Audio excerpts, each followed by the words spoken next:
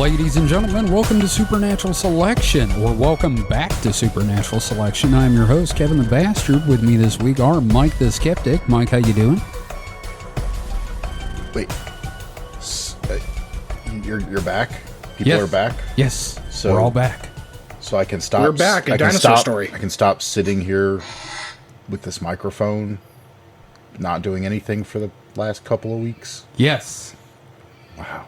And yes, If he you're is a gonna dinosaur story. leave for weeks at a time, at least throw a blanket over him so he goes to sleep. Yeah. Oh, yeah, Mike is like a parrot in a lot of ways. You didn't leave me any food or anything. I had to eat whatever I found on the studio floor. Oh, my God, it's terrible. I think there was a Cheeto and maybe a toenail. God.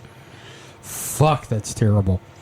We've also got Mr. David Davis. David, how are you doing today? I'm doing pretty well. I'm very excited about that new cryptid that everybody's talking about. Oh, yeah? What's that? Oh, it's called the Speaker of the House, and they can't seem to find him. Yeah, no, that's the rarest of all, actually, from what I hear.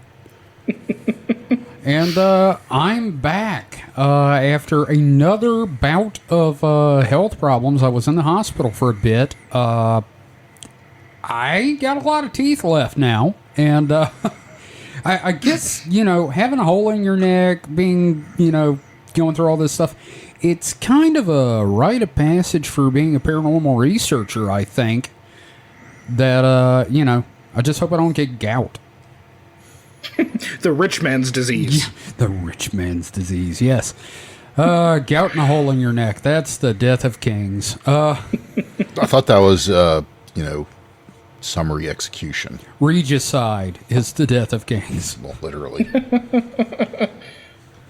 God, it is good to be back, though. I've missed doing this. I've gotten so much research material. Like, we originally were going to be doing, I almost said Christopher Walken. We were going to do Whitley Strieber real soon, but I have this idea for a series on the holy trinity of abductions. Mm-hmm. And I've got books for all of them now. So we're going to be doing Betty and Barney Hill. We're going to be doing the Van Driessen Affair, which is trippy. And we're going to be doing Whitley Strieber, which are probably the three most noteworthy abductions in history. Oh, yeah. And speaking of Betty and Barney Hill, this is the weekend weird this week, now that we're back. And let me talk a little bit about this. This is something I dug up. Well, not dug up, it crossed my feed. Barack and Michelle Obama are producing a film called White Mountains about the Betty and Barney Hill abduction for Netflix. Mm-hmm. Which is just blowing my mind that we're getting a new Betty and Barney Hill movie. It's being produced by former president and first lady. I mean, that's pretty cool, honestly. Yeah. Well, and that also, it raises one important question. How much does this legitimize the Betty and Barney Hill situation? Definitely. And we'll talk about this in the episode, but, there's a lot of stuff that points to something happened. Mm-hmm. So, Mike, you know a bit about the Betty and Barney Hill abduction, mostly from probably me, but... Yeah. I mean, not a whole lot, but... Yeah, I mean, it is the prototype for the modern abduction. Before Betty and Barney Hill, all the UFO encounters, for the most part, that you heard about were the Space Brothers, where it's hello, I'm from Venus. Would you like to travel around the solar system and visit Mars in my spaceship? You can bring your dog, too. And afterwards, it's just invasive surgical and medical procedures. Mm-hmm. Which is just... It's a shocking turnaround. You don't get the Venusian showing up anymore, Mm-hmm. Which... Yeah, it's a really weird, hard turn that these abduction cases take from then on. I know. It's really kind of... I don't know what changed in the zeitgeist, and I don't know what that says about our experience with either extraterrestrials or ultra-terrestrials, depending on what theory you want to go with. but it's a real odd turn. And like a lot of the old descriptions of aliens when people encountered them, it's like, they all look like little green Jimmy Durantes. Inka-dinka-doo. Inka-dinka-doo. Ha-cha-cha-cha-cha. And wearing Nazi uniforms. And then all of a sudden, which is ironic, and then all of a sudden it goes into little gray dudes sticking a needle in your stomach and stirring up the baby. Well, now you set the precedent. I want to hear Jimmy Durante saying, I was just following orders. Oh, I was just following orders.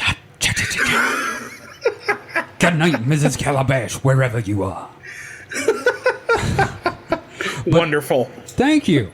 I'm just really happy that we're getting a new Betty and Barney Hill movie because if anyone's interested, the UFO incident, the film about it from there was a TV movie in the 70s, is actually out on 4K Blu-ray right now, and that stars James Earl Jones. Ooh. And I got it. Hell yeah. I'm going to watch it this weekend while Mike's doing inventory, so yeah, that's my first thing. That is like the big news for me right now. Is that we're getting one of the granddaddies. This is as big as if they redid Communion. Yeah, I think because there's been a lot of like alien abduction films and stories and that sort of thing. Yeah, I think this might be the biggest one since of the movie projects that are out there. Mm-hmm. I feel like this is the biggest one since probably like Fire in the Sky. Oh yeah, this is definitely which. We probably need to cover that as well at some point, but that is on my list. Yeah. Oh, good. Okay. So yeah, that's my first story. Is we're getting a new Betty and Barney Hill movie. I'm excited. Mike is sitting there quietly, patiently going, "Oh my God, not this again." So no, I'm just sitting here going, "Yeah, whatever." Yeah. Because yeah. So who's got something fun to read? I've got one. Okay, what have you got, David? Okay, so this was from December 16th last year. Mm-hmm. It's from Tara Kopp. It's from the AP. Pentagon has received several hundreds of new UFO reports. Interesting. And this is after the hearings, right? Yeah, which were in May, I believe. Yeah. Last time I was in the hospital. Right, so there you go. Okay. Every time there's some sort of disclosure-related thing, you end up getting real sick. Yeah, because I don't believe disclosure is going to happen, and this is the universe. It just teases you. It just teases you into exhaustion, and they're somehow giving you infections. Yes, it's them aliens. Mm-hmm. All them aliens. I'm just going to go ahead and read a little bit of this. Sure. Again, it's by Tara Kopp. It's Pentagon has received several hundreds of new UFO reports. Mm-hmm. A new Pentagon office set up to track reports of unidentified flying objects has received several hundreds of new reports, but no evidence so far of alien life, the agency's leadership told reporters on Friday. So this office was, I believe, what was established following that May. Yeah. Yeah, this is the actual thing they got money for. Mm-hmm. Yes, the All-Domain Anomaly Resolution Office was set up in July and is responsible for not only tracking unidentified objects in the sky, but also underwater or in space, or potentially an object that has the ability to move from one domain to the next. Domain? Is that like interdimensional? I think it's probably more referring to like going from space to the sky or going from the sea to the sky. I don't know. They could be tracking like dimensional shit like Stargate. I don't know. it could be. This literally could be the foundation to SG-1. Oh man, that would be badass. But yes, the office was established following more than a year of attention to unidentified flying objects that military pilots had observed, but had sometimes been reluctant to report due to fears of the stigma. Yeah, so around June of 2021, we'd started that like big flap. I think there was that big naval the footage and all that. Yeah, Tom DeLonge. And then there was a year of that going on, and then that led to what happened in May, which we covered in a previous episode. Be sure to look it up. Yep. And that's led to this department, the All-Domain Anomaly Resolution Office, which is like, hey, our tax dollars at work looking at this stuff. Hey, what's the acronym for that, by the way? Because that's really important in ufology. What's the acronym for that department? AARO. Which sounds like AAR. Yeah, it sounds like an AARP like subgroup or something. It sounds like a supplement. American It sounds like their Association. special ops unit. American Association for Retired Otherkin. Oh, wow. I don't want I any love it. part of that. No, you know what? The furries are good people. Let's They you are. know, They're good yeah. people. I got no problem with furries. most of them are engineering the trains that we ride. I wouldn't every think day. of furries as otherkin. Otherkin are like true. a Okay, that's other- fair. That's fair. Otherkin are the ones that are like, I'm a dragon. I'm a fairy. Yeah. I'm a tree. I'm a unicorn. A tree unicorn.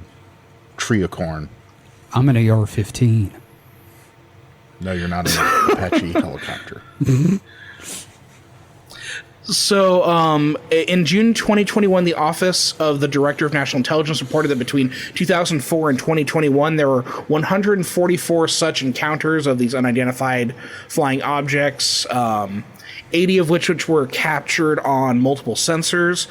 Since then, there's been a lot more reporting, especially because this agency opened up, because, again, people were hesitant to talk about this sort of thing. Right. So it's definitely legitimized the... you're not alone if you've seen these sort of things. And I think that's kind of important that we have like a government, like an official thing to report it to besides MUFON. First off, because MUFON is as crooked as a snake. And secondly, because it's civilian run. And I feel like if we have an official channel, people are going to be more inclined to report it and it'll be looked into. Well, also, it's a defense thing, because in this paragraph here, they say the office was set up not only to examine the question of whether there's extraterrestrial life, but also because of the security risk posed by so many encounters with unknown flying objects by military installations or military aircraft. Yeah. I mean, yeah, I think it's more of like we're doing this for a defense thing, but like, you know, we're letting the public in for their things as well, because sometimes people see shit that becomes important for intelligence. Right. I mean, yeah. And then, yeah, like specifically the reason we've had so many reports since this office opened up was the outreach by the department to destigmatize reporting potential encounters. Each service has also established its own reporting processes. So the Army, Navy, Air Force, they all have their own like report systems that I guess get filtered into here. Right. And then as far as explanations for like what some of the stuff could be, yeah, I'm just going to read these last two brief paragraphs here. Beyond unidentifiable objects, there's a lot of new technology, such as future stealth bombers and stealth fighters, drones, and hypersonic missiles being fielded by both the U.S. and China that could be mistaken for a UFO or a UAP. Kirkpatrick said that the new office has been coordinating with the Pentagon and the U.S. intelligence community to get the signatures of U.S. technology in order to roll out those aircraft or drones. Quote, "We are setting up very clear mechanisms with our Blue programs, both our DoD and IC programs, to deconflict any observations that come in with Blue activities and ensure that we weed out those and identify those fairly on," Kirkpatrick said, referring to the, quote, Blue U.S. aircraft programs in operation by the Pentagon or intelligence agencies. So a lot of this is filtering out like the shit that we're doing or the shit we know that China or I guess maybe even Korea and Russia are doing. Right. But, you know, there's obviously like stuff that doesn't qualify under there, and that's like the stuff that interests us. Right. And Mike, how do you feel about this agency?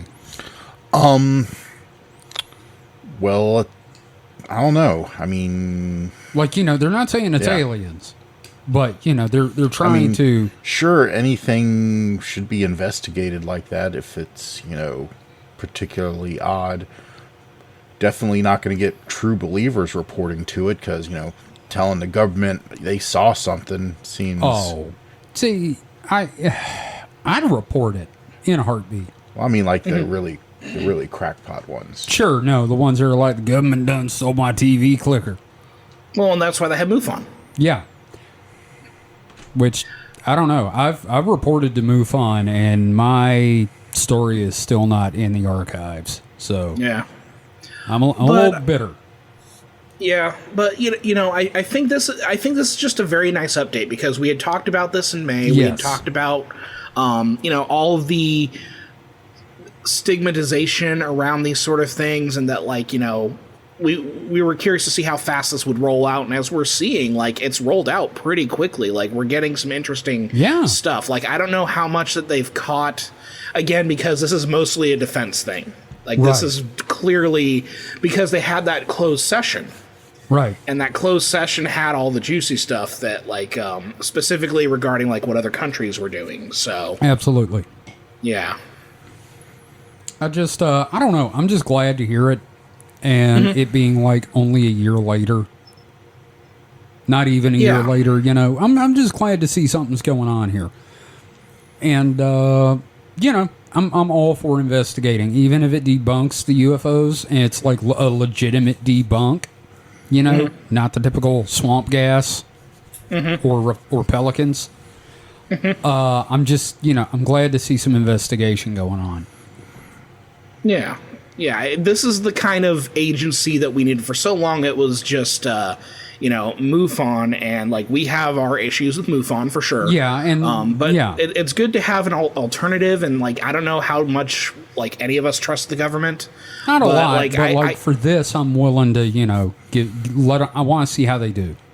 Well, yeah, because they're gonna anything that they can't explain, they will probably just make a note of, and that's where the interesting stuff comes in. Oh, sure.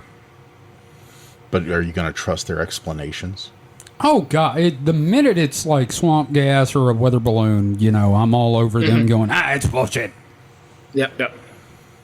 Well, what if But it's... no, I think it helps that they're also their focus is defense, so they're focusing on the technology being developed by China and Russia and that sort of thing, which I think is a pretty Right. important thing. Absolutely. Yeah. It's getting to be a more dangerous international world out there right now. Yeah, I kind of doubt China or Russia are operating much I don't know. Over U.S. soil. Yeah, not anything in the, visible from ground regime. Yeah. They both are big enough countries. They have, big SIGINT, signal intelligence satellites, and, Yeah. Earth watching telescopes. All the stuff we have, they have versions of as well. Right. Yeah. So, I doubt they're flying Sure, but stealth aircraft over America. but that they much. might have stuff special overseas. satellites or something, and this would also fall under that as well, Yeah. like satellites and that sort of but thing. that's not something you would see from the ground. That's not something the average Joe's going to report.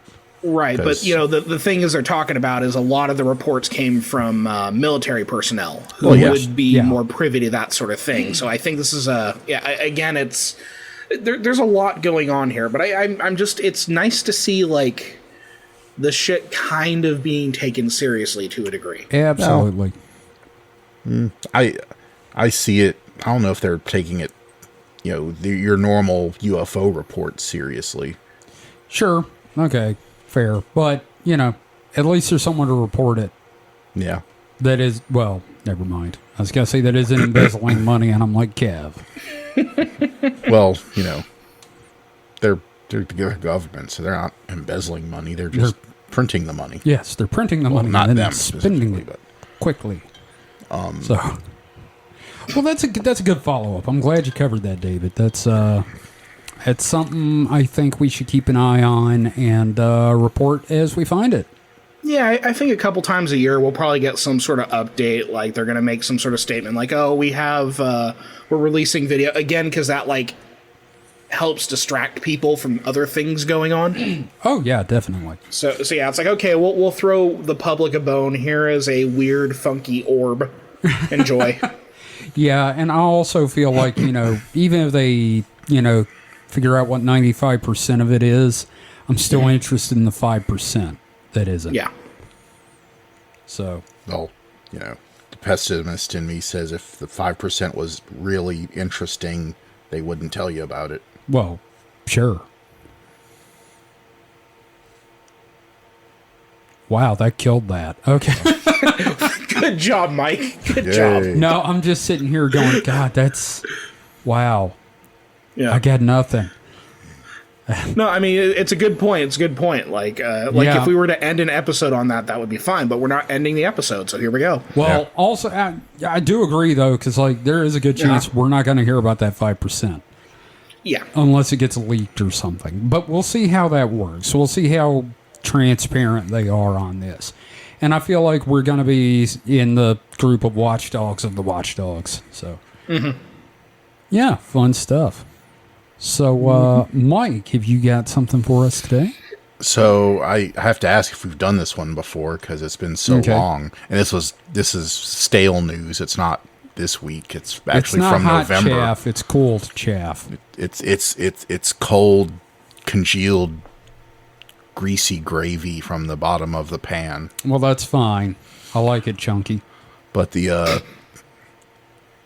Area 51 blogger that got raided, did we talk about him? No! So back in November, early November, the FBI and Air Force agents raided the house of this guy that runs a UFO blog from Area Really? 51. Well, Area 51 / I guess it's not a UFO blog; it's an Area 51 blog, I should Yeah. say. They raided multiple homes belonging to this man. Did they say his name? I've lost his name now. Joe Bob McGillicuddy. Yeah. It says Arnu. I see his last name. Arnu. Yeah. Interesting. Joreg Arnu.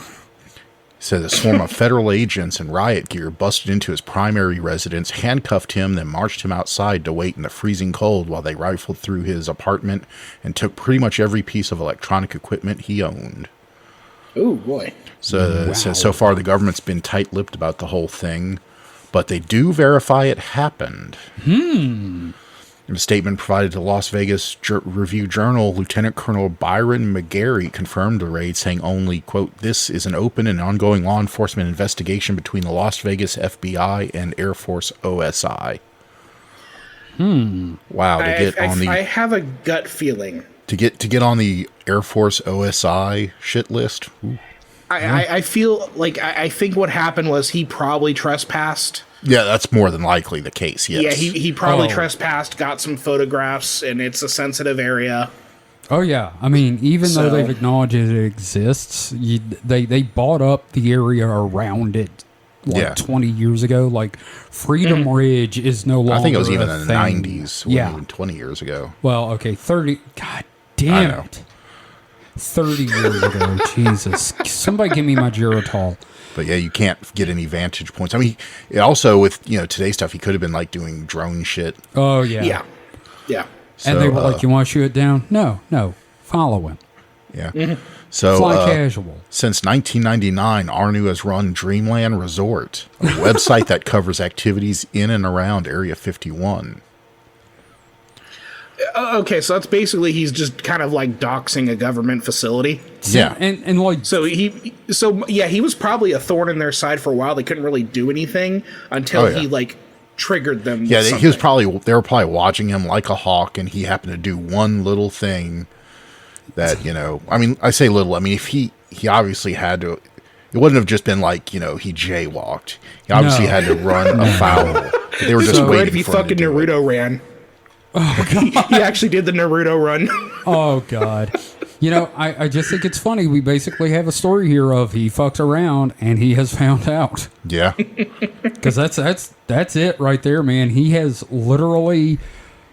He is living the Fox Mulder life right now. This also sounds a bit intimidational because it says 15 to 20 agents in full riot gear. Oh, that's a lot for one dude. I know they could have known he wasn't. I mean, I can understand they might have think he has guns or something, but that's still a bit much. That sounds like this is a warning to all you other nut jobs. Again, I think It's a lot of theater.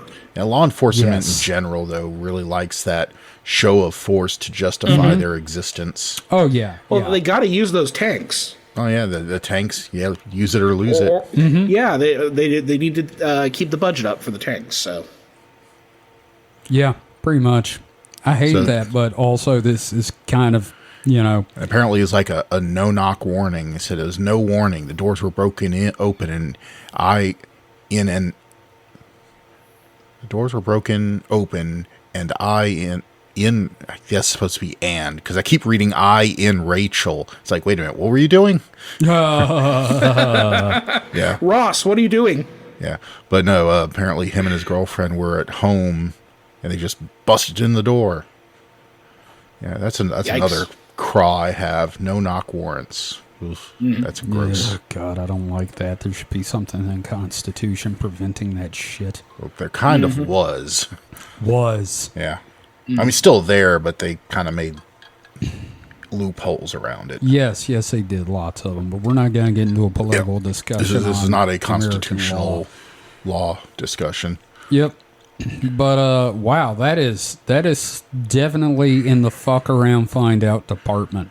He also says that there were 40 pages missing from the search warrant I received, and the case records are sealed, so I cannot look up the reason for the search, and I do not want to speculate. So it sounds like he wasn't actually arrested on the spot. Doesn't say anything about he was taken into custody. Just that he was handcuffed while they tossed his place. They planted some marijuana and then left. He shoplifted Eggo waffles. That's the whole. That's what gave him their in. Found them Eggos. And this is all an article on Gizmodo itself. If anyone's curious about the source. I actually still read Gizmodo and stuff, so all of our stories will be linked on the show notes as well. So. Absolutely. So yeah, that's a quick reminder to myself. I need to grab those. So that's cool and not cool at all. Yeah. That sounds like some major, not to get all sovereign citizen, but that definitely sounds like somebody's rights got stepped on. Yeah, I mean, justified or not, that was a bit excessive. But oh yeah, I mean, we've got a UFO UAP theme going on here. Kind of do, and I'm gonna throw that straight out the window here in a minute. But yeah, if he to final thoughts, if he did in fact do something very illegal, sure.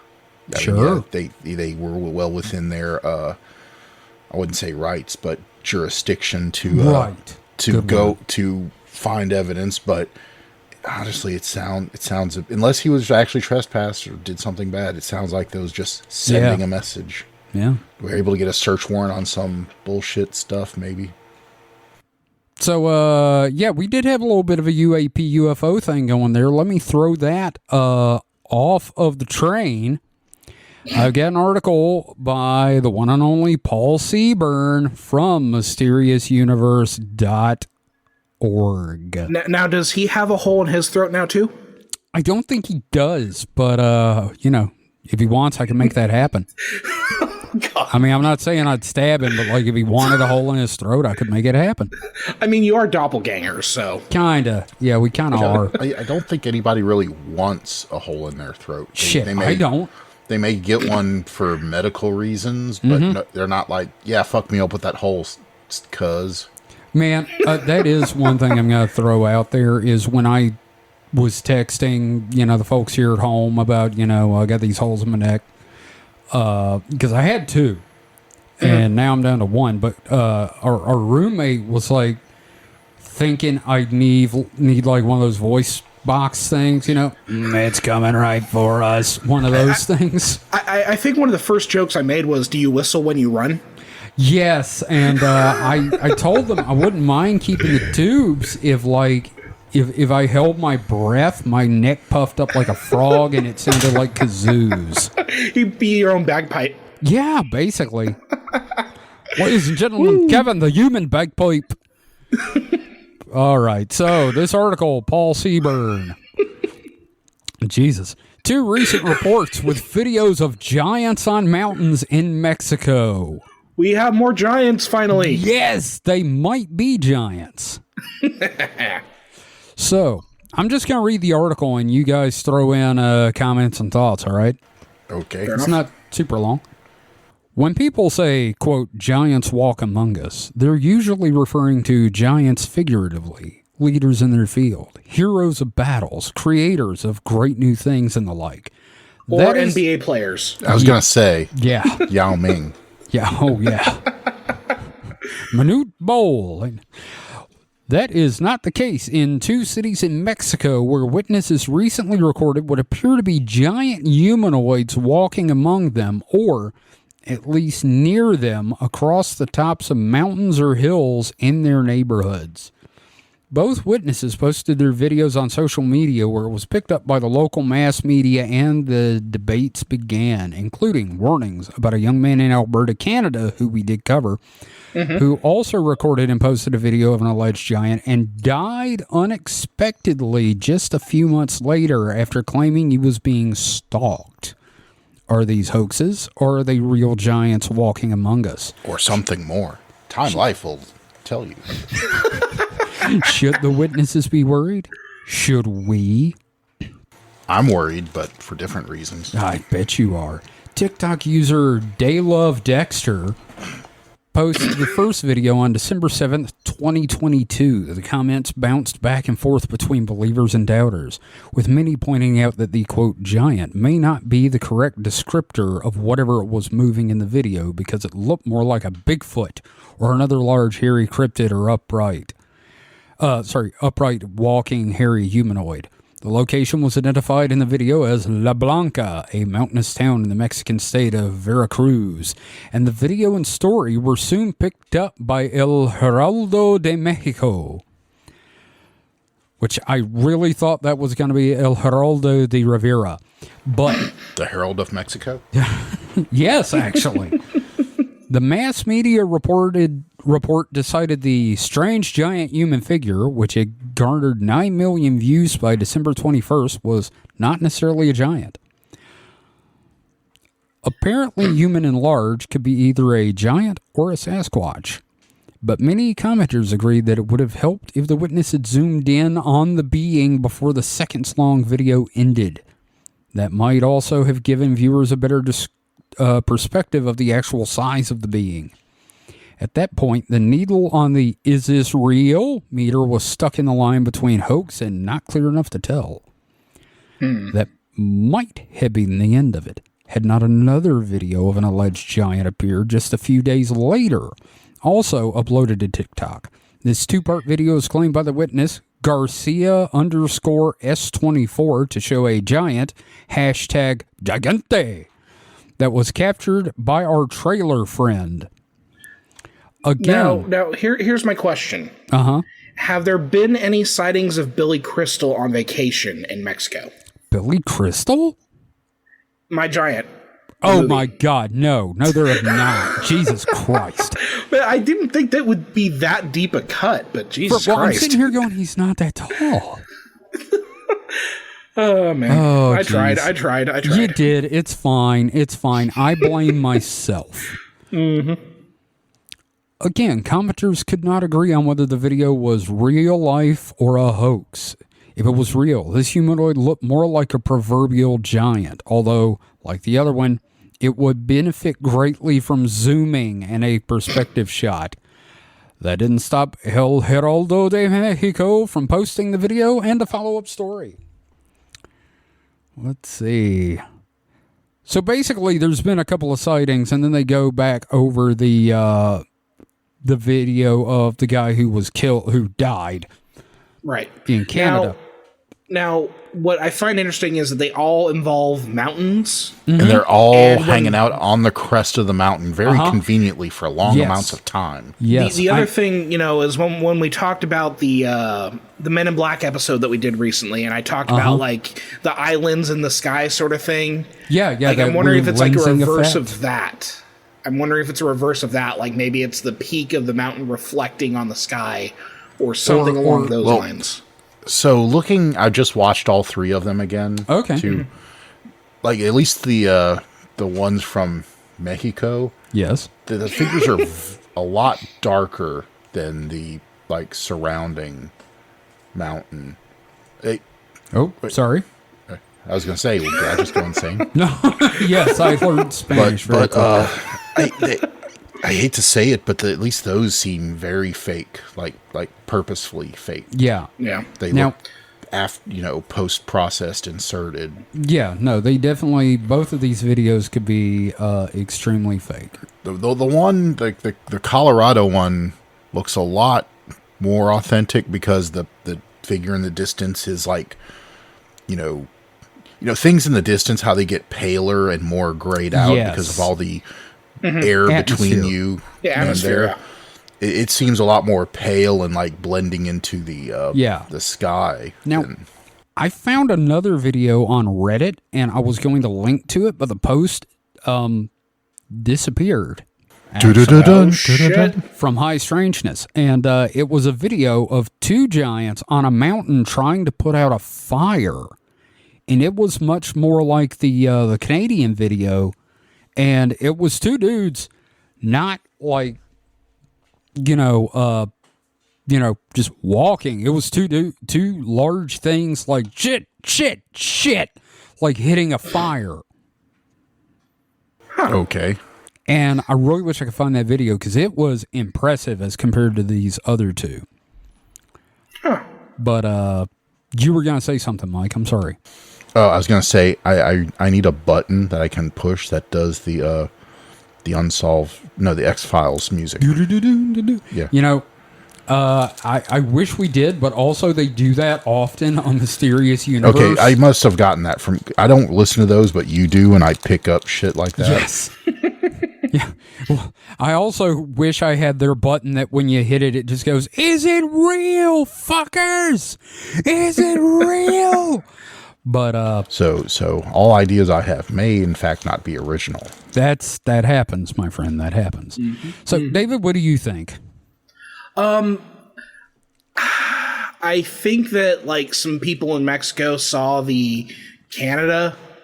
It's Canada, video. not Colorado. I said Colorado. Oh, Colorado. Canada. Was it Is- Colorado or Canada? is I thought it was- Canada. Okay, I said Okay. Colorado. Yeah, My so I bad. think some people saw the Canadian video, and as these things happen, like it's like, oh yeah, we could probably do something. And I think they're fake. Copycats. Yeah, no, I agree. I feel the same way. I just, I think it's funny that now we're getting a rash of giant sightings. And Paul Seaburn just dutifully being like, well, here's some stuff. You be the judge. I mean, we have to post shit every day anyway, so Yep. I don't So we got to talk about shit on a podcast most every week. So Yep.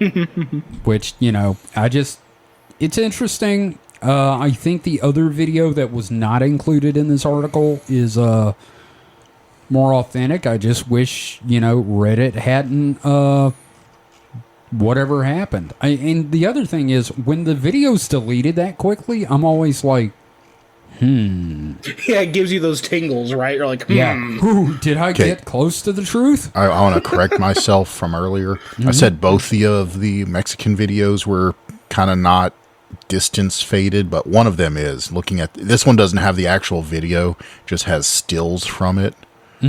But it looks a bit more authentic. The one of them, the one that was in two parts, though, is really like Fake. not. Yeah, it's really fake looking. Right. Well, still, I still don't think either of those are necessarily real. yeah. But this other one looks like it. Just looking at the scale, it could be just a person up there. It doesn't look that giant. Right.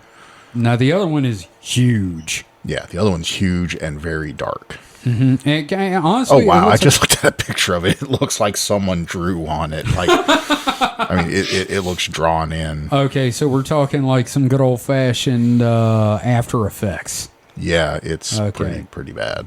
Nice. Yeah, I didn't see pictures. I just saw video. I was like, ah. Well, from the sources listed in the article, if you follow them, each one it Yeah. lists links to it. Well, still, I thought it was an interesting Oh thing no, to bring up. So it's interesting. It's also just interesting how, through. I don't know if it's some of it like I said, one of them was definitely copycatting. The other one could have just been someone that knew of the phenomenon and then saw what looked to be a too big of a person Right. on a ridge when in And- actuality it probably was a perfectly normal sized person on I the kind of ridge. agree with David. It's more likely that this is some kind of atmospheric lensing. Like maybe they're just on the other side of the ridge, and they're being like projected through some kind of process that I personally don't understand. I don't think so. Maybe, I don't know. I just don't really believe in giants, Yeah, and no. I don't want this to be real because I just don't want to think of an army of Ben Kissels out there in the mountains. So naturally occurring lenses, and even the first man-made lenses, both, and well, all lenses, even now, single lenses nowadays, everything's going to be both upside down and flip left to right, just because you're having all the lights crossing a convergence point, which is the lens. Okay, so they're all doing handstands, Yeah, and that's so what we're seeing. Yeah, Okay. everything would look upside down. Okay, so they're and doing handstands and they're flipped. walking the other direction. Yeah. Gotcha. In fact, our eyes do that. But Yeah, no, our I brains understand. cope Yeah, our brain processes it right side up. and go in the correct directions. Yes. But I don't know. I'm gonna keep an eye out for more giant stories because I want to see something that like really makes me go, ooh, weird. Maybe it's a Bigfoot, as opposed to After Effects. Adobe. Adobe. It would be funny if they're giants and they live in Adobe huts, though. Gillis. Yes, Adobe Gillis. David, what else you got for us, man? Oh, I'm gonna go ahead and talk about another podcast. Okay. Yeah, so Competitors. obviously, like Kevin, you and I are big fans of the Haunted Objects podcast under the Haunted Museum. Absolutely. Greg and Dana Newkirk are doing some Lord's work. I don't know which one, but Right. these are the guys that did Hellier, and they have a new podcast. Well, based on Hellier, they're probably doing the work of Pan. Anyway, Oh, obviously. Obviously, they're doing the work of Pan and I would Euphanauts. have said Bahamut, but Well, yeah, okay, that's fair too with Dana. Yeah.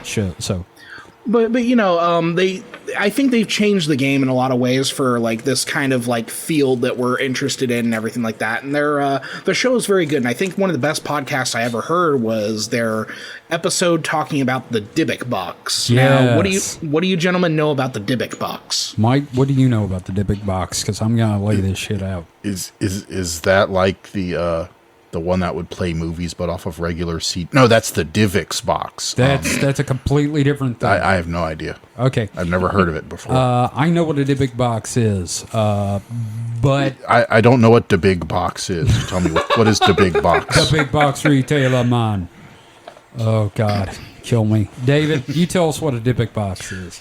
So this is a thing that started happening around what was it 2003 actually. Early aughts. Yeah, early aughts. So this gentleman named Kevin Manis purchased a cabinet, and according to Manis, the cabinet, this little wine cabinet, was a Dybbuk box, which is supposedly the housing of a vengeful Jewish ghost, Or like some sort of demon or ritual. something, right? Well, the demon thing comes in later when Zach Bagans gets involved. Oh God damn it! You know, I'm so glad I didn't meet him at Dragon Con. Yeah, I want to meet Zach. Do ya? I find Zach interesting. I'll get So, an autograph if he's there next year. So yeah, this is basically a wine cabinet that's claimed to be haunted by a Dybbuk. There's a lot of Jewish mythology involved here and everything like that. But they even make a movie about it in like 2012. It's got Harry Dean Morgan or whoever, Jeffrey Morgan. Yeah. Harry Dean Morgan from Harry Dean- Supernatural Walking Dead. and The Walking Dead. Yes. Yeah. So eventually Zach Bagans picks one of these things up and he like goes ham on it for his own haunted museum. He he says that it's like a memento of the Holocaust and everything like that. So there's some real weird shit going He on there. also So anyway, says it is the most haunted object in the world. right. So In the world. in the world. So what I liked about the episode of Haunted Objects that Greg and Dana did is they did a complete breakdown of why this is all bullshit. It was one of those things where it's I wanted to do an episode of our show about it, and they did such a great job that I can't do that anymore. So I'm talking about it here now. Yeah, they destroyed the idea of a Dybbuk box. Yeah, I mean, because there's plenty of evidence that it's fake, but for me it was always bullshit because I don't know a ton of Jewish lore, but the way that Zach Bagans was explaining what a Dybbuk was, I'm that smells like bullshit because that's not what a Dybbuk is. Yeah. Yeah, so again, but what was great about their podcast was they talked about okay, number one, the issues with how Zach Bagans is pushing this story and how he is contextualizing and everything like that, and all the issues, the myriad of issues that come with that. But then specifically, they're getting a Dybbuk box because they had a Dybbuk box for a while. A guy became obsessed with it, gave it to them for their museum. They started investigating it, and then the guy wanted it back. And this is before they figured out how to do contracts for artifacts for their museum and everything like that. So they had I think 2 weeks to do their studies. So they did I think they did a CAT scan on it. Yeah, they did an MRI or something on it. Yeah, and they determined the thing is completely fake. Yes. But it raised some interesting questions. The big one for me, and the big thing that they talked about specifically was the, again, we talk about in magic circles, that idea of if you put enough willpower into something, it becomes true. Yeah, to a degree. When the it's all about the idea of when subjective reality affects objective reality. It's like the 40K orcs. Yes, so, exactly. If you believe the red ones go faster, do the red ones go faster? Right, yeah. So the thing is, even though, this thing is clearly a fake, and then the guy who created the boxes, he made, 12 boxes and, released them, and then he admitted they were faked. Yeah, he admitted, I made this shit up. Well, which is also great because there's an entire market for Dybbuk boxes on eBay. We could literally make our own Dybbuk boxes and sell them and be pieces of shit if we wanted I'd do it on Etsy for sure because that you're more likely to sell it on there. But some of the great examples were a Dybbuk box that had a crucifix on it. Which, it's Jewish. Right. Yes. But getting back to this idea of rewriting reality and that sort of thing, Zach Bagans believes that his Dybbuk box is the most haunted object on Earth, and maybe it is now. It maybe it is, yeah, because they had talked specifically about the way that you pour energy into these things, you can will these things into existence, and it made me think about could we potentially create a local legend, a local haunting story in our community, and make it creepy enough, get enough people on board to will it into reality? It's happened, believe it or not. They did an experiment. They made up a ghost. They did a seance, and they actually had old school seance type stuff happen as if there were a spirit. So there is a certain amount of belief that will affect reality around you, I think. And I can hear Mike looking for torture instruments over there right now. But the basic idea is your experience, if you experience something, I don't know, it's kind of hard to disprove my experience with a ghost. I mean, nobody else experienced it. The best you can say is you were mistaken. Well, and here's the thing. The way that Zach Bagans has packaged this thing, the amount of people who have interacted with it and pulled their belief into it being a reality. Right. I feel he's probably right. It is probably the most haunted object in the world simply through sheer will.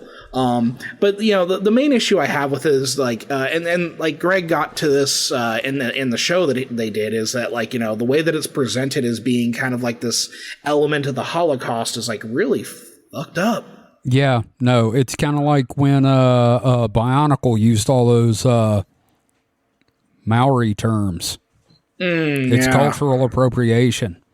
Yeah. So again, like again, I don't have a whole lot to add because like I wanted to do this as an episode because like I'd always thought it was bullshit. Like Yes. you know, because again, like hey, look, I've seen A Serious Man. It opens up with a little vignette about a Dybbuk. You know, so like I knew it. I knew from that at least. Hey, you know, whatever this Dybbuk box that Zach Bagans is claiming it is probably not what he's claiming it to be. Right. But again, it was. I love the fact that Greg and Dana Newkirk have the resources. They have this museum and they've got all of these contacts. And it's honestly one of the best explorations of the supernatural out there right now. Like I'm a big fan of Last Podcast on the Left. Don't get me wrong. But like right now, I would say that Haunted Objects is like the premier show right now. I kind of agree because they were not afraid to say, you know, despite them obviously being believers in this stuff, they were not afraid to say this is bullshit. Mm-hmm. And then also grab. Like when they were talking about like rewriting the Dybbuk box, like when they discovered that it was fake and they put like positive intention into it, so they would like sing it songs or rock it or that sort of thing to change the vibe around it. Which like I love that. That's just such a fun story. Mike, they literally reference Ghostbusters 2 and the mood slime with that. Yeah. So yeah, it was a lot of fun to watch. They had a lot of fun with it, especially toward the end when they were talking about singing at the box and like talking to it and giving it like, you know, positive reinforcement and stuff. Which I'm like, what'd you do? Give it a treat?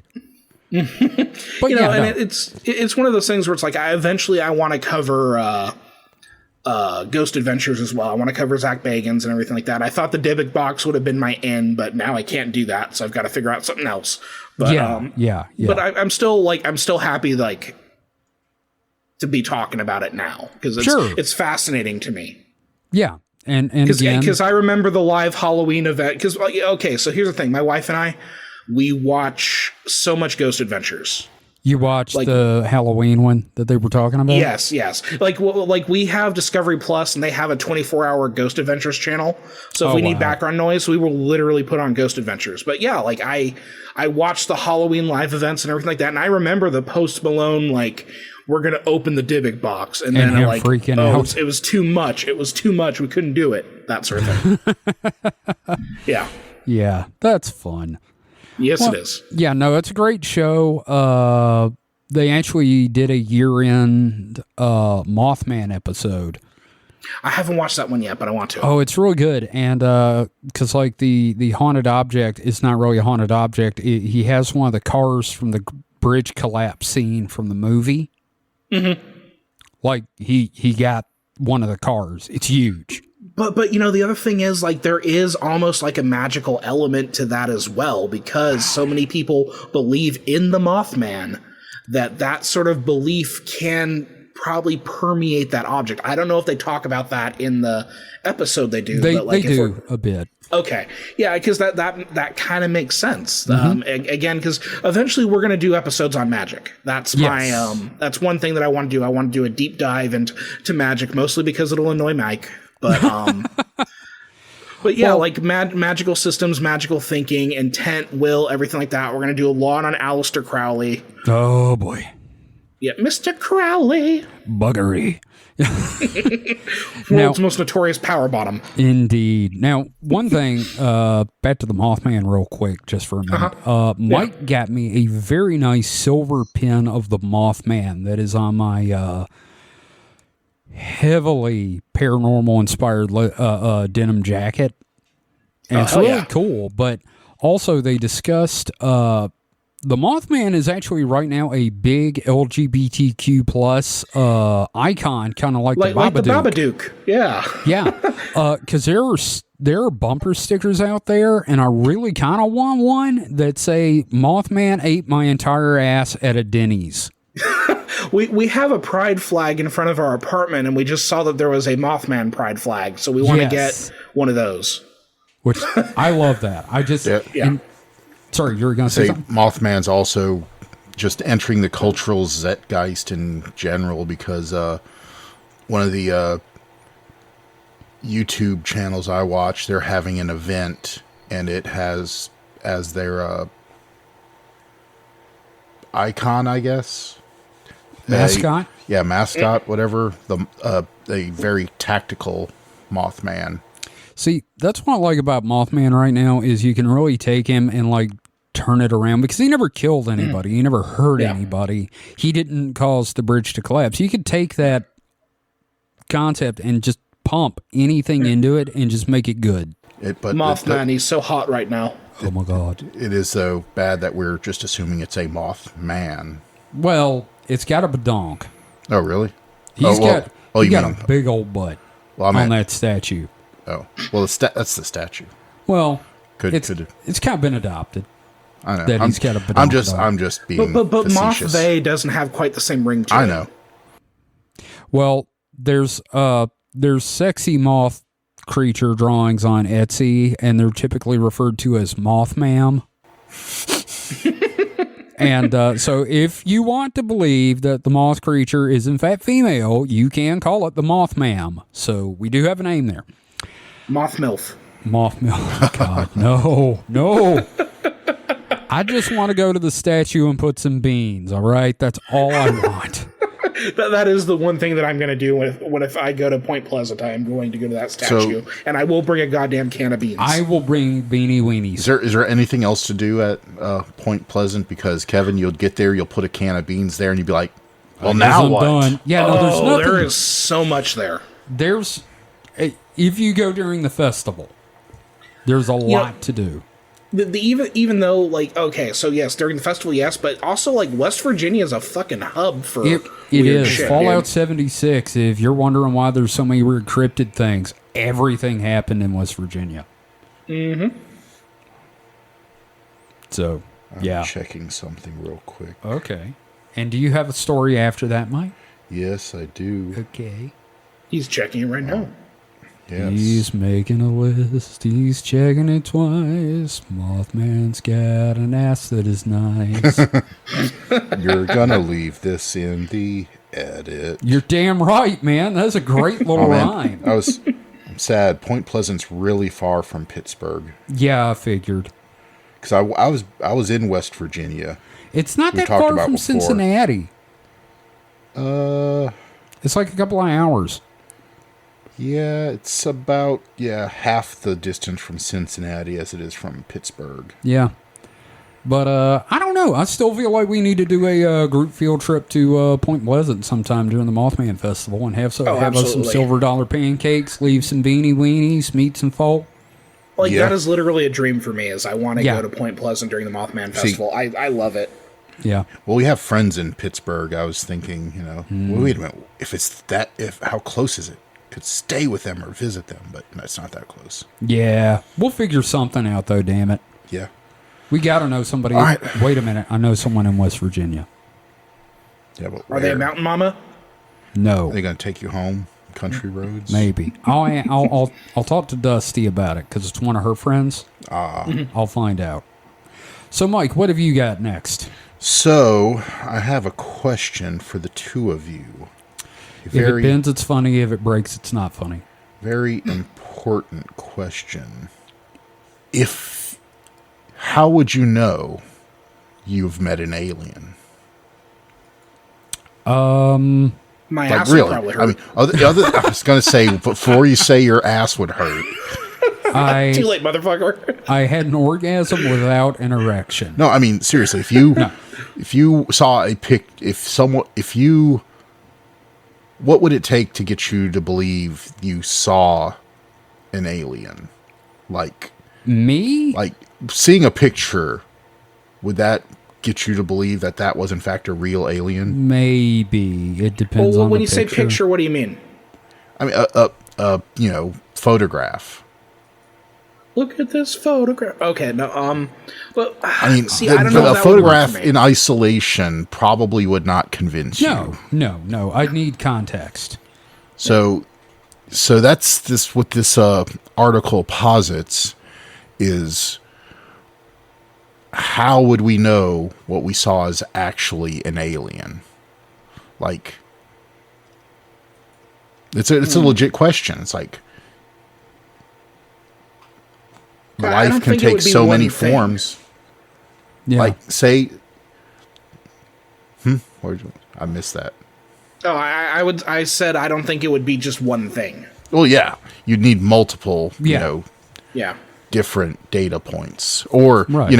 in person. Like, obviously, a little green man, comes up and is physically not possible to be, human in a suit. Now, yeah, but I mean, like, I saw some video of a couple of Russians walking down the street, and these motherfuckers were like 9 feet tall, and I'm like, I could believe those are aliens. Or at least they live Sure. close to Chernobyl. But like, they're like inhumanly large, and like, if it's a genetic disorder, both of them have it. And like, I could believe they're aliens, like something like that. Now see, for me, the issue is, like, for most people who have encounters, and we'll talk about these when we cover Communion and Betty and Barty Hill and that sort of thing, you aren't aware of it in the moment. You have the experience, but like as soon as the encounter is over, you kind of forget about it, and it has to be unlocked later.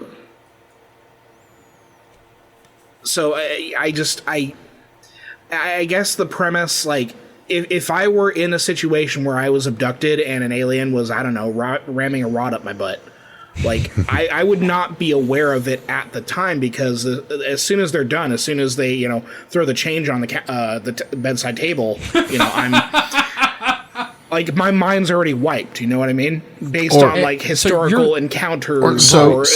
Say you woke up with memories of that happening and a sore butt. How would you not know you just didn't get really drunk and, wandered into the wrong bar? I wouldn't. Yeah, there has to be exactly. like a certain threshold. And Yeah. again, like regression therapy, I don't quite know how to feel with that, but that in combination with other things, I think can help kind of give a context that, and if something happens to you, you absolutely know it happens to you. Your body has some way of telling you that. Like, sure, your body can trick you, but like, if something happens to you, you know it. And I think it's just a matter of hitting the certain kind of metrics to let you know that it happened. And what those metrics are depends on the encounter as well. I hope this makes sense.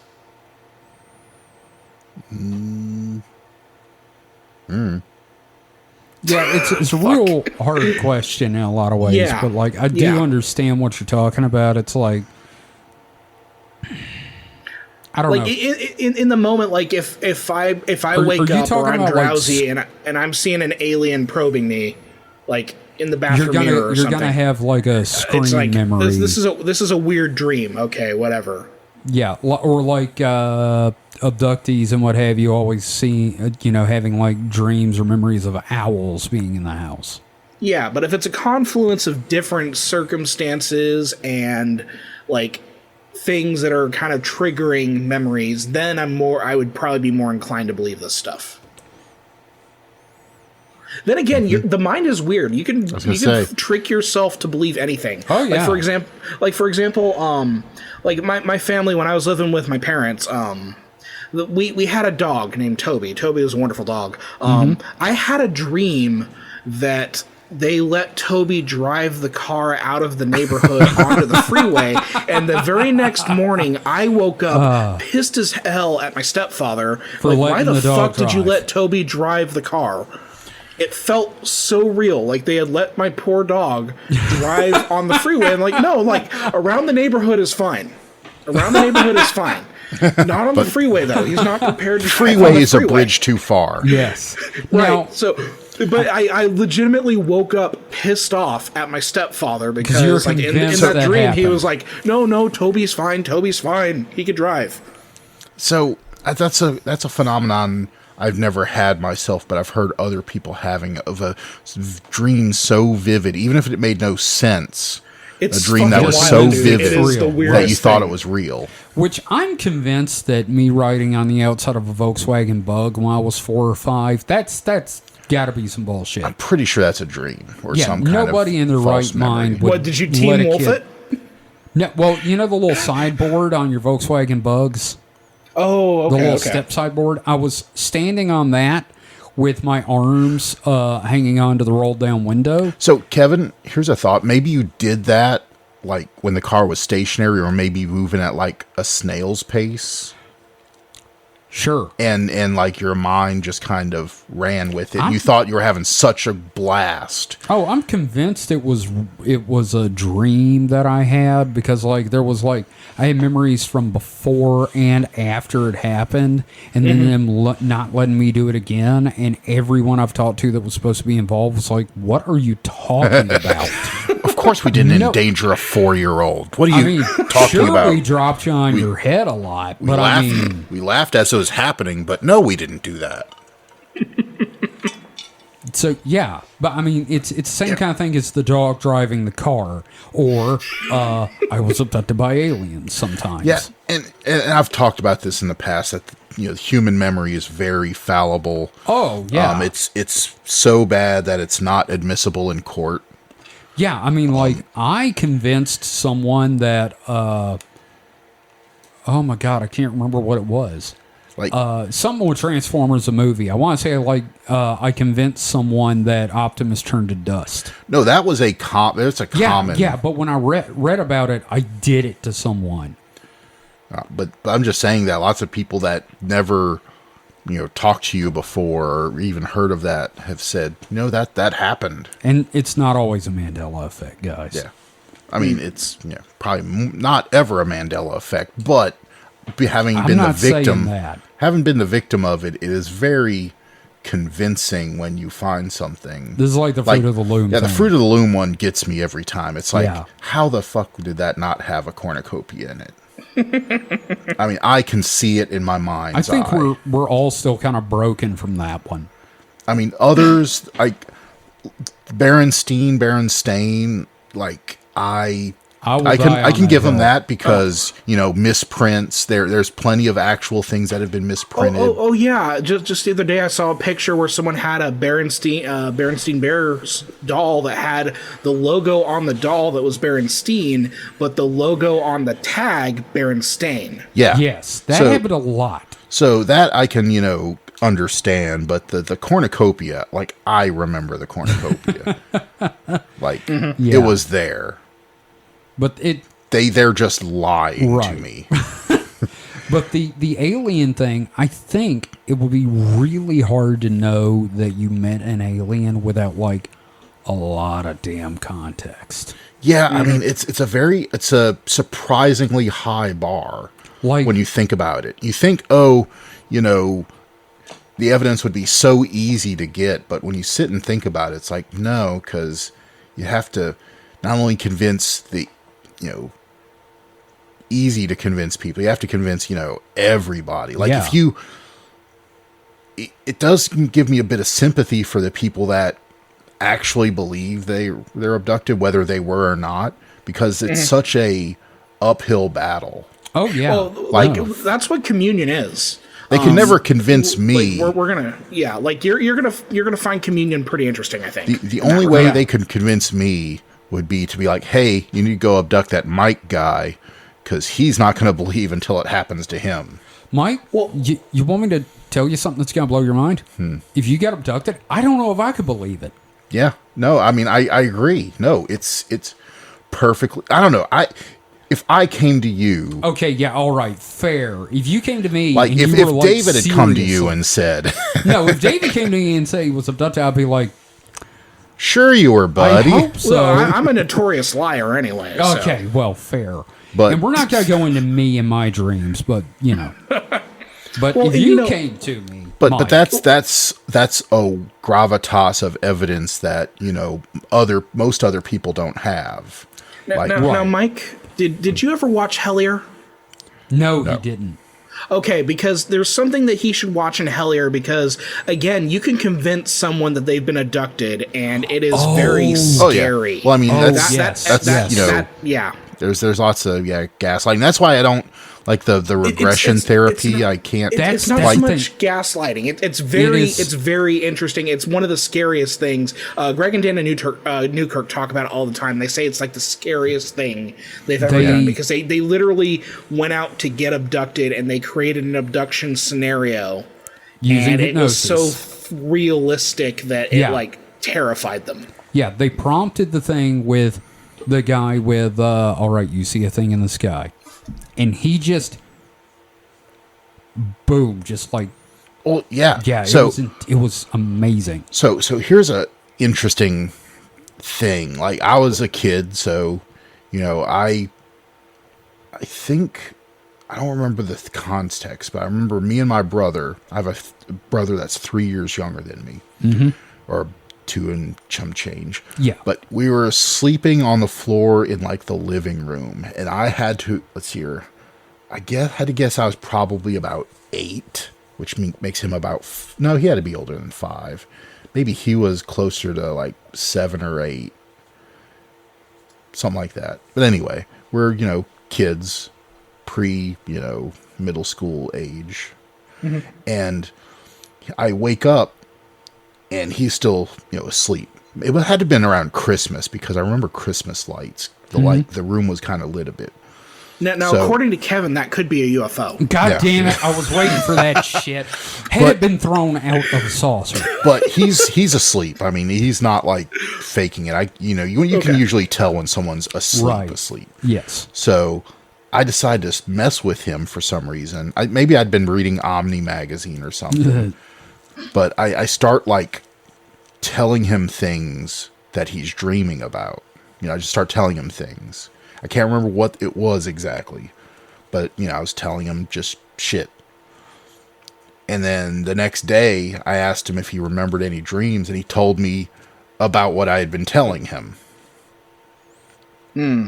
Interesting. So you did basically induce an experience. Yeah. And, I was actually kind of surprised that it worked. I thought to myself, well, either he was awake and faking being asleep and is just like telling me this, playing along, He's or fucking with you. I don't with him. Yeah, I don't know for sure if he was just fucking back with me, or if that actually worked.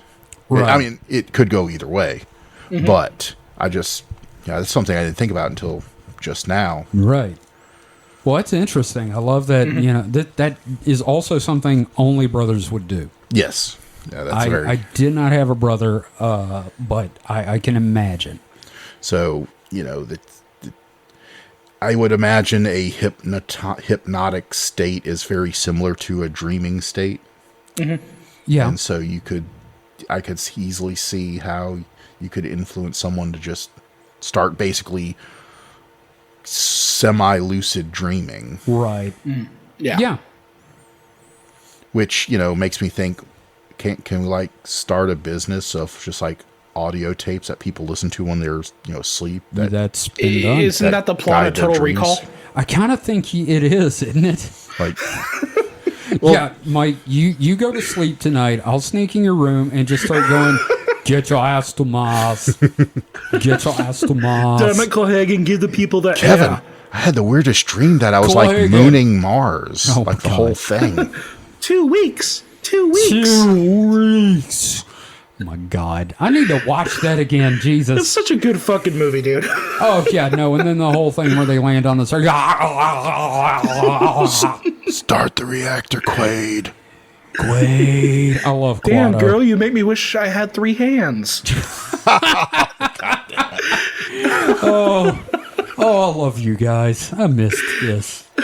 So, I got nothing else except, let's see. Do we want to do questions or X? Yes. God damn it. You will, or one or the other. It doesn't matter. Well, we can do both, but I mean, like, not at the same time. David. Two segments at the same time. I think $1 million could make that happen. All right, David, give us what X is going to give to us. Okay, so the thread on X is a picture of a foggy lake. All right. The subject is dogs. Dogs. And the question is, why are paranormal cases contain so few dogs? And I read that as it was written. So why are paranormal cases contain so few dogs? There's plenty of paranormal dogs. There are a shit. I've got 2 books of them. In fact, Right, you were and- planning on talking about it at some point. Yeah, Right. there are a lot of paranormal dog cases. Hound of the Baskerville is based on a family phantom dog incident that Arthur Conan Doyle thought, hey, wouldn't it be neat if Sherlock Holmes encountered one of these? Well, and the other thing is, like, if you look at ultra terrestrials, the idea of the Fae and stuff like that, dogs are kind of the enemies of the ultra terrestrials. That's Oh, why so yeah, they many hate 'em. dogs die. And that's why cats are linked with that sort of stuff. Yeah, For one of the so reasons, so but yeah. you know, here's some posts in the thread. I'm just going to go ahead and read some of them. Oh, sure. So the first reply is, when I go walking with my dog, I've never experienced another presence, only when alone or with others. Do See? dogs offer protection? Yeah, that's one of the things. Yeah, and I mean, like, dogs are visions of dogs and phantom dogs are kind of considered the watcher of the threshold between worlds, and they protect. Well, and then mythologically, if you think about the threshold, you think about Anubis. Yeah, exactly. Anubis, and a lot of phantom, which I'll get into more detail on this later. A lot of phantom Yeah. dog stories have to do with like running water or roads. So yeah. Yeah, so then someone else replies, my dog started barking randomly at an old Chinese painting on my ball. I think he meant wall. Unless Maybe it's a it was Beanwah ball. just right. Maybe it was just a shadow, but still, he never barks unless he needs the toilet, which is what confused me. I've never experienced him running away from anything, however, only chase or stare down. And have we all had a dog at some point? I haven't actually. I never had a dog. But When I was I've been- younger, probably about the same time of that previous story I told. I've been around dogs. I love dogs. I've just never had one because they're more high maintenance than a cat. Yeah. Well, you know, here's the thing. Like, as someone who has owned a dog, or at least a couple of dogs, Right. you get to know their behaviors Oh yeah. really well. And then when they do those things that seem so out of the ordinary, it freaks you the hell out. No, I've seen videos on TikTok of that kind of shit. Yeah. Where Yeah, and then- somebody's there and the yeah. dog just starts acting, what's wrong with you? And then, like, Mm-hmm. something happens. Yeah. Speaking of, you know, again, I just like how this kind of like X thread lined up with something that we're going to be talking about pretty Oh, soon. yeah. So, Synchronicities. a lot of synchronicities in this episode, actually. Yeah.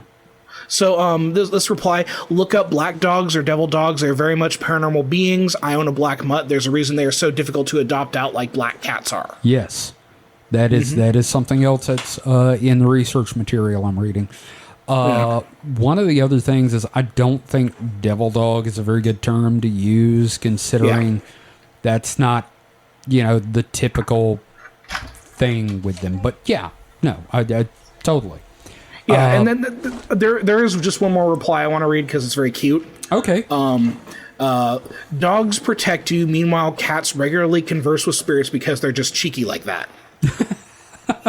Which I thought was cute, so I just wanted to bring that one up too. Yeah, I kind of feel like animals are kind of, if you want to get all woo woo, I think animals are like woo woo. They're like 1 foot in both worlds, so you know they're more perceptive to strange, or maybe it's someone magnetic also- fields. Who knows?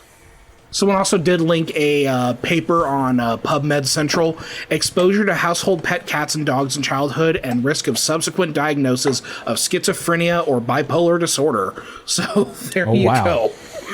Wow, that's fun. Oh, it could be the brain parasites. That's cats. Well, yeah, you know. This don't- has like 7 authors on it. Jesus Christ. Well, you know, look up toxoplasmosis. Yeah. I don't want to look up toxoplasmosis. Toxomasplosis. Yes. Well, that's really cool, though. I'm glad you found that thread. That's neat. Also, it's not nearly as brain inflicting as a lot of the X threads you find. You know, Yeah, it was it's kind of a nice little change of pace. yeah. No, it's actually a serious discussion for once. So we got a couple of questions here. As usual, our first one is from Ghost Forge. Said, this one's for all of y'all. Accepting obviously eldritch things like Lovecraft, and more specifically, meaning shows aimed at kids, what fandoms do you think? What fandom do you think is secretly a tool to summon elder things? Anime. Like all of it, or is there a particular? No, all of it. Just All of it. Yeah. No, I don't know. Yeah, that's kind of a tough one. I kind of feel like maybe Ghostbusters. I think like if anybody would try to do like a weird ass ritual to summon something, it would be Dan Aykroyd. Yeah, I can see Dan Aykroyd doing something like that. Yeah, like some kind of mega ritual involving mass media and movies and making people like, I don't know, start up clubs all over the country. Like Crystal Head vodka. Yeah. Oh God. Yeah. Set up. That's good stuff though. They set up, Kevin. They set up clubs to bust ghosts, though. Yeah, I know, but it also gets people into the occult and the paranormal. Look at me. And I feel like, maybe Dan Aykroyd had an ulterior motive, like, yes, maybe we can summon something or make it more real. Just make it real by creating fandoms that look critically at ghosts. And seem to hate women because of that Ghostbusters reboot that they did that like everybody hated because there were women in it. I hate that. I hate that they like did that. It like wasn't not a that they great made the movie, movie that like people were being dicks about it.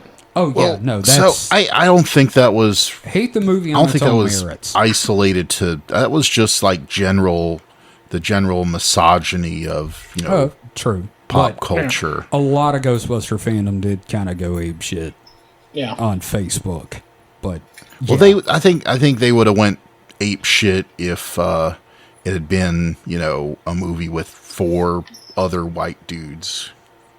maybe. Yeah. Can I'm we going to just throw agree? an answer. I'm going to throw an answer out here. Okay. I think Dune. Dune. Frank Herbert's Dune. I think there's like a philosophical and magical thinking to it, especially with like the Litany Against Fear. Okay. The fact that it involves a religious war, and the idea of the golden path and all of that. I think there's some magical thinking there that I think people could take pretty seriously. Yeah. Okay. No, I could see that because I mean there are a lot of people that seriously use the Litany of Fear and everything. I kind of thought you were gonna bring it up because of the space Jews. Yeah. We just mentioned Mothman a few minutes ago. Holly just came in. She has a Mothman T-shirt she just bought. Hell yeah! She bought me a very cute Godzilla and Friends T-shirt, which is also wonderful. It's the Tokyo Zoo. Thank you. Oh, is it the Tokyo Zoo? Oh, that's cool. Yeah. So I don't know. Just again, synchronicities, man. Everything's lining up. So Mike says anime. I'm an ultra-terrestrial. That was my flippant Bing, bing, answer. bing. Okay. But I can't think of a better one. Okay. Well, I like David's Dune answer, and I get, I could say Brandon Sanderson, but he's just such a nice guy. I think he's just kind of doing his thing. I don't think he's like trying to spread Mormonism.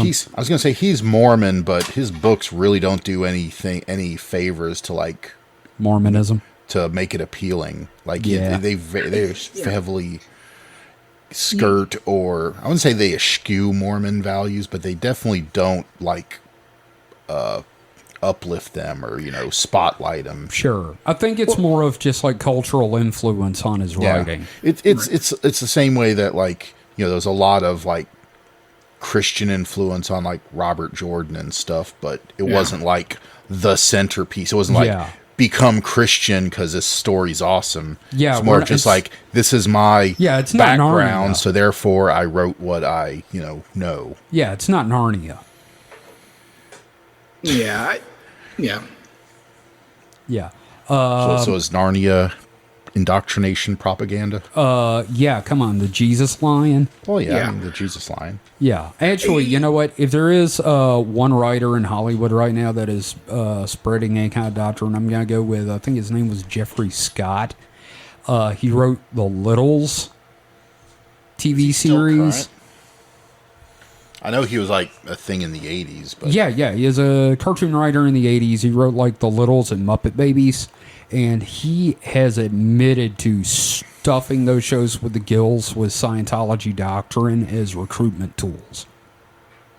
Yeah, I think the hard part about this question is you have to think about, like, in the context of, like, what franchises out there have some sort of, like, philosophy that's trying to that has to have that kind of, like, magical thinking to it. And, you know, the only one I can really think of is Dune, because I can't say the same thing with Star Wars, because Star Wars is so commercial. Like, obviously Dune is commercialized as well.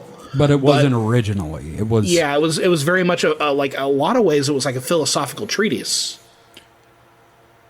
You know what? Actually, I'm gonna backpedal. I'm gonna say everything.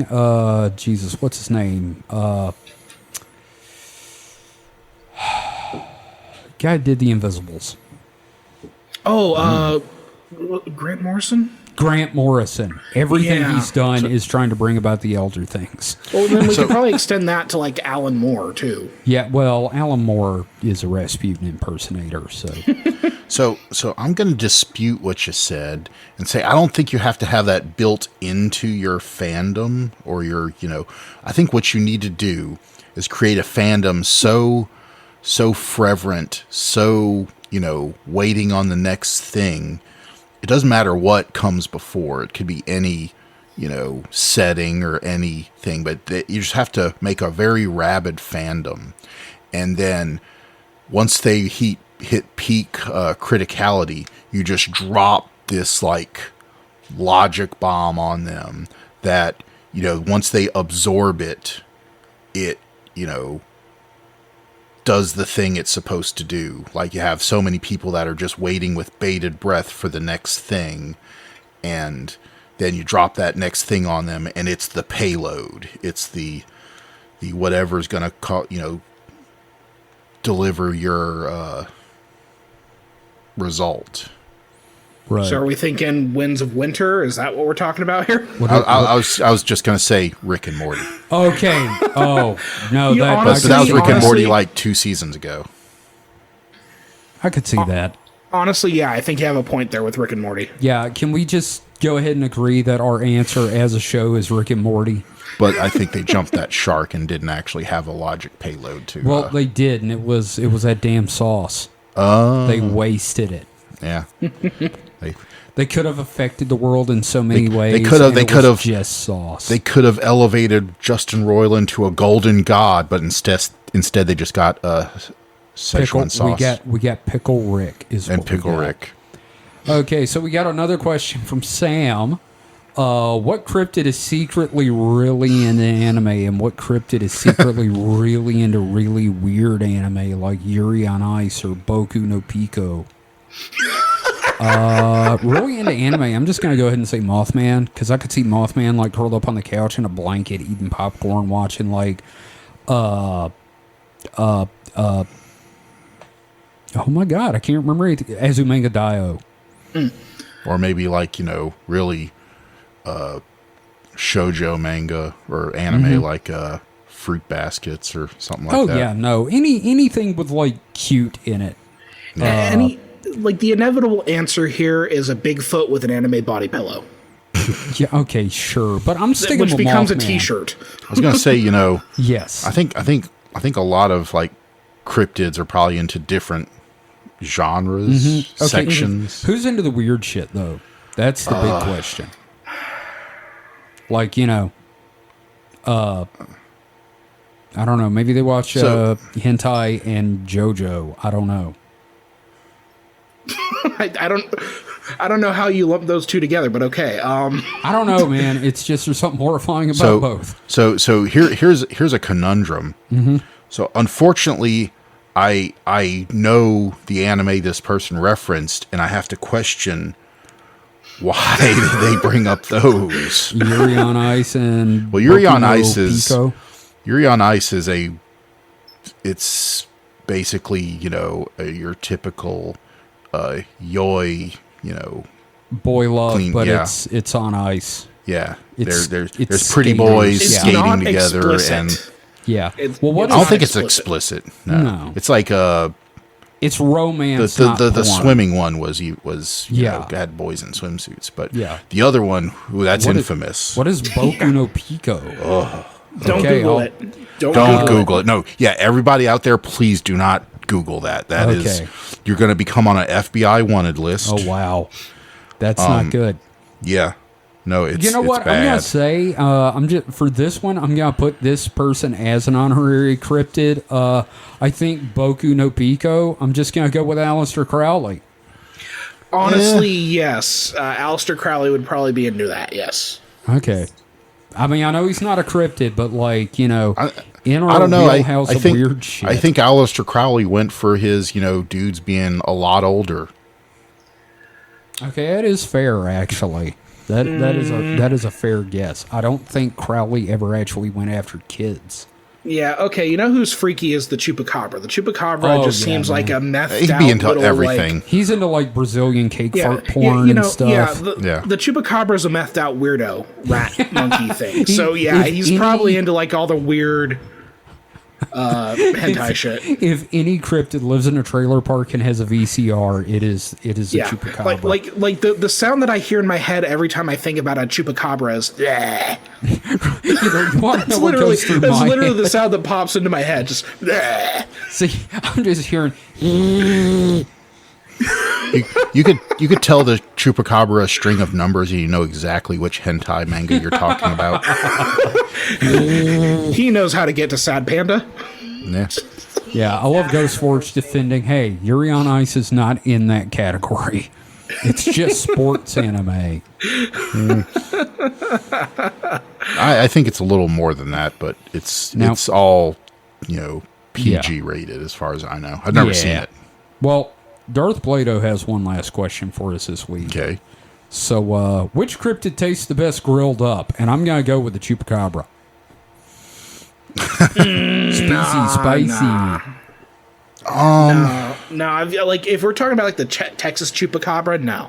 No, I'm talking friggin' Puerto Rican, man. The Puerto Rican Chupacabra. No, I'm It's that gonna alien say meat. I'm gonna say a jackalope. Ooh, that's a good one, actually. Actually, you know what probably tastes the best? Huh. The squonk, and it knows it, and that's why it's crying when you find it. Oh god, the It squawk. knows it's delicious, He knows you want to eat him. and that's why every time you see him, he's crying. He knows you're just gonna see him, and like it's gonna be a Looney Tune, and he just turns into a hamburger in your vision. So I'm gonna go with the squonk. I don't know. I've not eaten many terrestrial carnivores. I don't know if the Gator. Chupacabra would be good. I've ate gator. Yeah, I guess it's all right. I was thinking. Ooh. I guess there's not many. Nessie. Nessie would be like gator, I think, because it's aquatic reptile. Well, if we're going international here, I'm gonna say one of those boar yokai. Ooh, nope. I got you all beat. Oh, what? I know the perfect cryptid to eat. What's that? The Thunderbird. Oh, Batter that motherfucker Ooh, up. You have dude, Fred you Flintstone-sized drumsticks. Son of a bitch. You just won this one. I bow to you. You just nailed it, man. That's it. I'm down. Fucking Kentucky Fried Thunderbird, KFT. Yeah, I like it. That's a great answer, Mike. Okay, there's our questions. Now, before we go into the wrap up, there's a couple things I want to bring up. First off, I want to thank everyone for your patience. 2022 has not been a kind year for the podcast with various health issues from a lot of us. And me in particular, I'm hoping for a better 2023 so I can continue to bring you this show. And in specific, 2022 even kicked us in the balls on the very last day. Yeah, that's the other thing I want to bring up. On the very last day of 2022, December 31st, one of me and Mike's oldest friends, me and him, we weren't a duo. We were a duo, but in high school, we were a trio. It was me, Mike, and Paul. And Paul passed away Saturday. And we're still kind of broke up about it. We're mad about it. And he was really into this sort of weird shit. He did tarot cards. He did, palm readings. His god was a stick that he found on the Natchez Trace and he talked to. He had his own little Wilson. He was just a really cool guy to be around, and it really kicked us in the balls Saturday. And we miss you, Paul. We had planned on having him on the show at some point because he also did ghost hunting for one of the local TV stations. He was one of us. He just never got a chance to be on here, and we're gonna miss him. Yeah, he didn't take his own life or anything, but he did. He didn't help. Yeah, it was a lot of neglect on his own part. And he didn't. If I want to get a message out there to anyone, it's like seek help. Yeah, you can't fight your demons alone. Yeah, I mean, you cannot. You need to reach out. They are bigger than you, and you need to accept help when it's offered and find help. If don't be too proud. Yeah, don't be too proud to reach out for help. And remember that you're not alone. No matter what happens, you're not alone. There are people out there going through the same thing, and there are people that have been through it and are willing to help you. And goddamn it, life's worth living, and people love you whether you know it or not. You have no idea how you've affected someone's life sometimes, and we want to see you with us. So I just had to get that out of the way. Me and Mike. It's going to be a while before we're completely okay, I guess. But, this one goes out to Paul. Yeah. He saw UFOs with me. We did weird, crazy, paranormal shit together. There's a lot that, yeah, I'm a shut up. No, it's very, very sad. Like when you let me know, I felt it. I felt it. Like I never really talked to Paul or anything like that, but like I could tell, like even through text, what like a blow that was. Yeah. I mean, like he was in Coda's World when I did Coda's World. That was Master Jibo. Mm-hmm. And I mean, God, he is so talented. He did music. He was my fill-in artist for Coda's World when I needed a break. He would do guest weeks for me. And yeah. Just one of my older friends is gone now. And anyway, this one's for him. And again, thank you for your patience. It's been a hell of a year. And we're hoping for a better 2023. So hopefully you'll stick around with us. We got more coming. We got real damn long document that's probably going to last us for the next 2 to 3 years before we even need to add anything. And we're going to record some more Patreon stuff this weekend. Or at least I will. And then the weekend after that, we'll get together and record some more Patreon stuff. So, anyway, David, you got anything to plug, man? After I brought everything down. No, it's okay. I get it, man. It's important. Yeah. I'm just gonna suggest everybody hop on to Mastodon because Mastodon has been fantastic. I'm back to my old social media habits only on Mastodon, so it's like I haven't missed a beat or anything. Yep, he is still shit posting. Yeah, and I've got that shit posting game that I'm doing every night. That's right. Hash It Out is a lot of fun. There we go. But also, like, if you want to hear anything on the Patreon, please let us know. I've been thinking about doing a reading of something as well, so I'm up for suggestions. Yeah, and we're gonna get Mike on there too. Gotta get Mike to do something. Yeah, I'm not doing nothing. Yeah, damn right, motherfucker. I mean, they just turn the lights out on me and leave me in the dark. So I'll get you a fucking sheet. Okay, they ought to get their money's worth out of it. Wait a minute, they're not even paying me. What am I saying? Their money's worth. I pay you in country fried steak. Oh well. Oh, dude, I would accept that payment. Yeah. Country that's a fried good thing. steak with a little gravy and Tabasco. Yeah. Ooh. Yeah. Ooh, Tabasco. With a little over easy egg as well. See, that's where I was missing out. And Yeah. home fries. And a black cup of coffee. I'm sorry, need I'm to thinking go about what eat I want now. for breakfast. Yeah. Now you're just hungry. Now we're just hungry. Thanks, David.